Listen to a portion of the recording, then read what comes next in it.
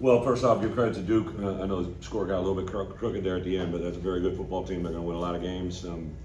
Offensively, very dangerous players. I thought our defensive coaches and players really did a nice job of adjusting throughout the game and making some adjustments. And then give a lot of credit to Coach London, the offensive staff came in at halftime, kind of reassessed where we're at. We thought we were going to get certain things from them defensively, and obviously made some adjustments. They're very talented up front. I think that game in itself is a really good for us. That's what we're going to see in the Big Ten: the speed, the defensive line, the edges. I thought it was really, really good for us. Super excited for our players. Super excited. A lot of fans here. I think to go on the road and play in an environment, obviously. Crowd was good. We had a lot of our people there, but just to go on the road and have success, and really the second half to play the way we did. At halftime, a lot of things happened there at the end. Kind of a critical penalty. They gave us points, and just really good teaching moments. It's one thing to have those moments, but we got to learn from it, and I thought our guys did that. So super excited. Just some guys. Tanner Heckel is just an awesome kid. It's fun to see him just continue to grow and get better. Matt Bailey to punch out right, but I'm going to tell you the play of the game came from a coach, Chris Hurd, on the sideline.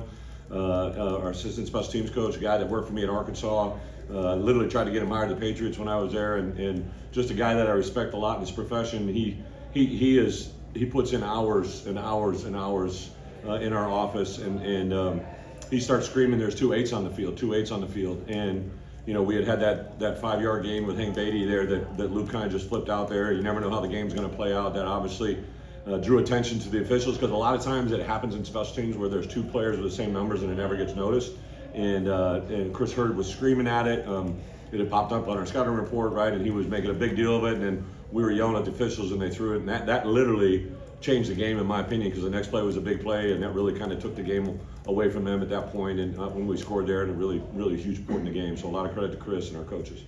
You mentioned burying the adjustments at halftime. What was the issues in the first half, and what did you guys do to correct those in the second? Well, not to get specifics, but we were doing some things offensively that they were really doing a nice job of countering.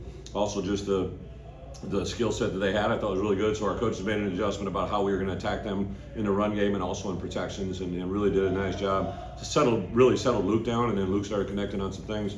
Really excited for Cole Rusk. He's a guy that, bless his heart, had the knee injury, and he's been coming back from that, and just kind of was doing good, and in camp had to kind of swell up on him a little bit, but that's a guy hopefully we can just continue to grow and build with. Jordan Anderson popping in there at the running back and the tight end. You're having him in multiple. What I love about this offense, what I kept telling Barry, right, like the more multiple we can be by not necessarily doing a lot of things, but having a lot of people on the field, it's hard to game plan against that. And I thought our guys, put together a nice plan and nice adjustments as well. How many more ways do you think you're going to use Hank Beatty this season? I called him, I think it was Monday. Was Monday the holiday? Yeah, Monday, right? And I've been in our coaches. I know when I was a defense coordinator how hard it is when you pop somebody in a quarterback that has great ball skills. And we had done it a little bit last year, never really materialized. And then, honestly, when I saw Hank, catch the pass last week, but also then in the punt return, he's just so good with the ball, right? He's just got this different ability to him. So I said, hey, let's put him in a quarterback. So I called Hank, and we were going to do a couple things with him offensively. And I called him and I said, hey, I'm going to try to put you in there a little bit of quarterback. Are you good for that? And he paused. He's like, Coach, I did that in high school really good. I said, I know. So I never thought Luke Altmaier would be a run decoy, though. He ran flashback across it. One of the things you do when you're with the quarterback in there, I just don't want him to get hit on an unnecessary hit. So we were bringing him around high. And he drew quite a bit of attention and pulled guys out of it. And then Hank did a couple of blocks downfield, did a hell of a job. What were your thoughts with the way your team capitalized on mistakes? I mean, it was not just the 2-8s, but the punt. They muffed the punt. You get short field. You guys seemed like you took advantage every time they gave you an open. Yeah, so, before the game, I walked down there. There was the Duke's end zone, but I always just go down there because, when you're playing on these noon kickoffs, 11 a.m. My first year as a head coach, we went 12-1. But beside the point, it was 11 a.m. kickoff every day. And I know why a lot of times teams had struggled with catching the ball in the punt game and the kicking game in those 11 o'clock games because they're especially if they practice in the morning and there's not a lot of sun. So I knew that direction was going to be an issue. I don't know if that's what happened to that young man, but we talked about that last week. Last night I put a 7-play clip, 8-play clips of teams punching out the ball on them last year and stuff. So I really wanted to show that and showcase that. And Matt Bailey, that one on the sideline was a really big punch out. I think Gabe Atkins had one over there. A lot of our guys, when they're coming from behind, when you're hitting the quarterback, these guys are, such protected players anymore, as they should be, right? it's kind of like the NFL. When I was in the NFL, what we learned to teach is we actually didn't start tackling quarterbacks, we started punching the balls out, right? Because you can get penalized so many different ways for hitting them. So we've really put a huge emphasis on that. Gabe is probably the premier of it, but Matt Bailey just absolutely awesome at it as well. Right, you've talked about more games are lost than won Yeah. at this level. You had to turn those mistakes into points. Is that the product of having a veteran team? Well, it's a great teaching point for us. Daniel Brown at the end of the half, they're just an unnecessary push, and that's a great team. I mean, listen, Daniel Brown, I love that kid. I was the only guy in America that offered him, and I think he's going to be an incredible player, but that was a really good teaching moment for him. Same thing with Malik, right? Like we got, thankfully, that ball back, but look at the way he responded. He made 2 shoestring catches that really were big parts of early drives there. Again, so it's just one guy after the other, but yeah, there was a lot of teachable moments, especially for us in the second half. And my guys get tired of me saying it, but yeah, more games are lost than won. And usually the culprits are penalties, penalties, and turnovers. So that penalty at the end of the half, I was able to come in here and send a little message like, hey, that's just unacceptable. What did you see from the way your defensive coaches drew up this game plan? Yeah. And what was most important for you guys in this game? Aaron does a really nice, I always talk about let's make him play left-handed. By that, I just mean make him try to do things that they're not. We knew this guy was going to throw it around, right?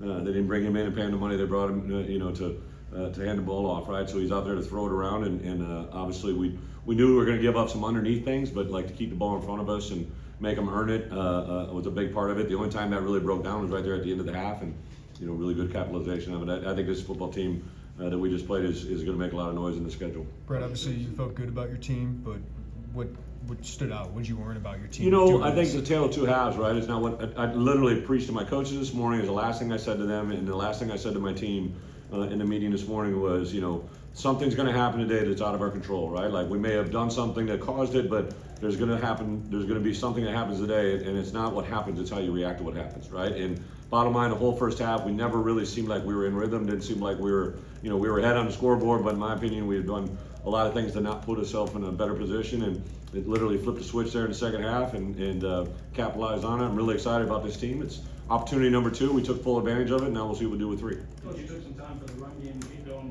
What did you like about what Khalil gave you, specifically late? Yeah, again, I've said it a million times, but those 3 guys are just uniquely different. All of a sudden you got 3 in there, Caden Fagan up there hammering away. You saw him that time. That time he got up and gave the first down, like the whole place are up on our sideline.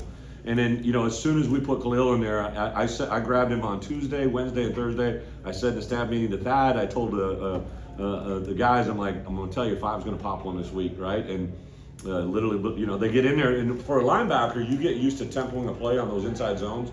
A lot of times inside zones, you get ahead of the play, and so all of a sudden you see 3 coming downhill, and all of a sudden 5, boom, and he can just go, right? So yeah, I thought Luke really did a nice job of managing the clock. I mean, he literally came up to me before I said anything and said, Coach, how do you want me to handle the clock? Like when your quarterback's asking you before you say anything, that's when you got something. Did you have a feeling that Tanner Heckle would have an impact, like maybe this week or this year? Yeah, so we were kind of having we had KP was down a little bit, and I said, hey, let's put Tanner in and move X outside, right? And because Tanner kind of feels better inside, he's been battling a little sciatic nerve. He had a sore butt. And that's what flared up on the back end. So I came over there after that last pass breakup, and I said, "Is it your butt?" And he started laughing. He said, "Yeah, I got a sore butt, Coach."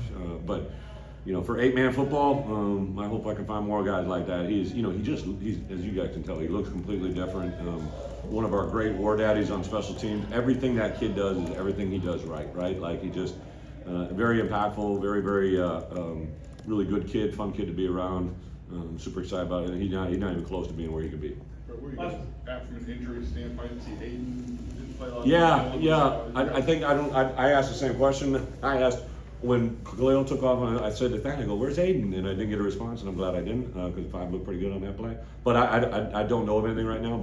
And usually if something happens, I do think Dylan Rosiak he'd been battling a hammy a little bit, and I think that got on him. But I think actually we got pretty healthy. Juice got a chance coming back this week, and obviously we got Western Michigan, very special week for us this week in our program. So super excited about this week and to get back home and get in front of our crowd. And I thought we learned a lot about ourselves today.